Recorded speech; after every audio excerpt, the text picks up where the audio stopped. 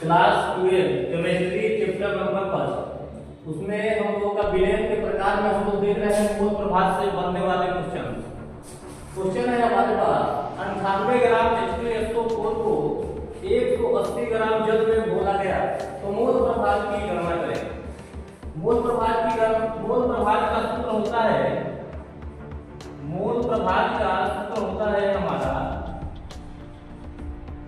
मूल प्रभाव को हम x से लिखते हैं। x a बराबर Na बटे में Na प्लस Nb।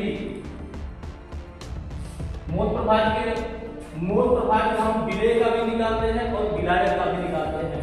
विलायक के लिए हम लोग यूज करते हैं xb बराबर होता है जैसे a यहाँ पे a है तो हम लोग Na लिखते हैं, b है तो हम लोग यहाँ Nb लिखते हैं और नीचे हमारा सेम होता है Na प्लस Nb।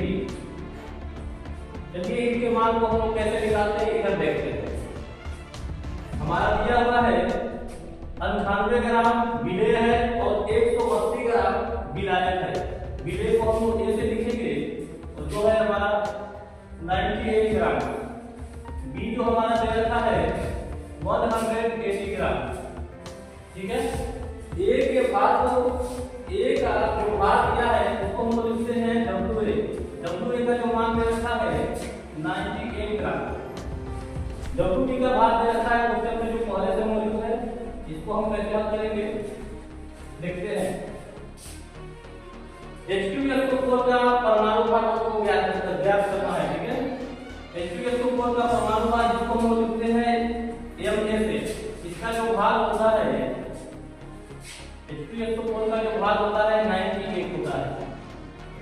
WB यानी हमारा जल है और जल का भाग जो हमारा होता है इसको लिखेंगे Mb से, जो होता है हमारा H2 का जो परमाणु भार होता है 18 होता है।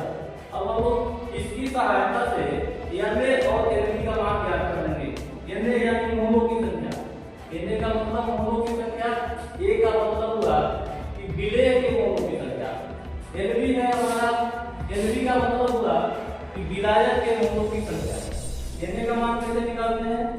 मोलों की संख्या बराबर दिया गया भार बटे में परमाणु भार, क्योंकि हम लोग A का ज्ञात कर रहे हैं इसलिए WA बटे में Ma लिखेंगे।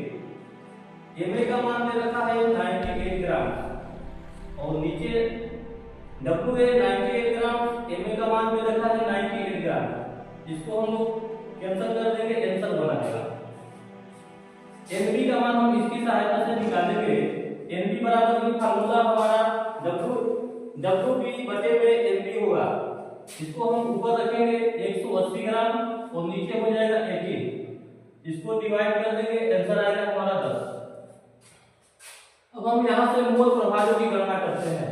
XA बराबर हो जाएगा Na का मान हमारा देखिए दे रखा है, Na का मान हम लोग अभी फाइंड किए हैं, Na का मान 1 है और Nb का मान हमारा 10 है। Na के स्थान पर हम लोग 1 रखेंगे और नीचे 1 प्लस 10 करके हमारा आंसर आएगा 1/11। XB का मान निकालेंगे हमारा, Na का मान हमारा Nb का जो मान है हमारा 10 है और नीचे क्या आएगा Na 1 है और Nb का मान हमारा 10 है। इसकी सहायता से भी हम लोग निकाल लेंगे दूसरा आंसर 10 बटे में 11।